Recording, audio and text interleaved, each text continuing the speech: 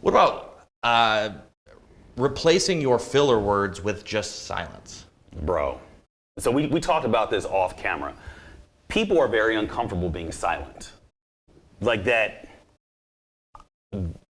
moment you say something and then you stop talking, but then you immediately start talking because the other person hasn't said anything. I think that's a very common response. You're in sales, you see it often. Being comfortable with a little bit of weirdness, yes, or silence is a powerful tool. It is very powerful, and it's powerful because most people cannot do it. Like I train speakers and coaches on how to sell their programs, and having the money conversation is where that silence is very powerful. Somebody asks you, "Hey Dom, how much is your course, or what's it cost a month to be coached by you?"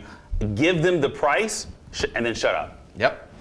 Like it's practice with your spouse or your kids. Yeah, I completely agree. And also, and this is something that we work with clients on all the time in the studio, where you have to tell them to pause between, to emphasize certain things and pause, take a breath, do things, because for one, it's a point where you have the opportunity to emphasize something that's important, for one. Correct. But then two, when you use filler words, you're interrupting your natural breathing pattern, which is also going to make you as well feel more anxious, more and more anxious. It does. And it also interrupts the person's thought pattern that you're speaking to. Right. How many times have you guys heard somebody ask you a question, you didn't immediately answer, and then they go into repeating the question or just over talking? We see that in sales a lot. But if you're the type of person that does that, understand that it makes the person that you're speaking to, they get lost in your translation because you're not translating anything but noise. I mean, how many times has someone been trying to sell you something right. and they just keep going? We used to call it info dumping, right? That's exactly what that is. And great word, I'm gonna use that.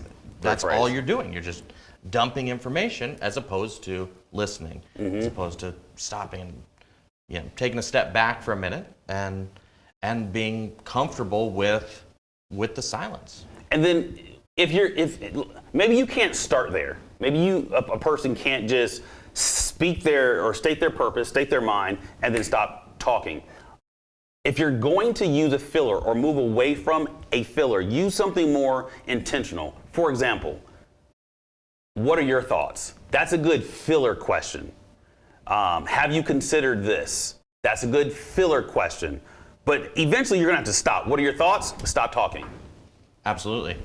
That you can do is to use reframed phrases. And this works in questions, especially if you're the nervous one, someone asks you a question, you reframe it back in your answer because it gives you more time to think about it. Got you. I'm tracking what you're laying down. Took me a second to catch on to that. Okay.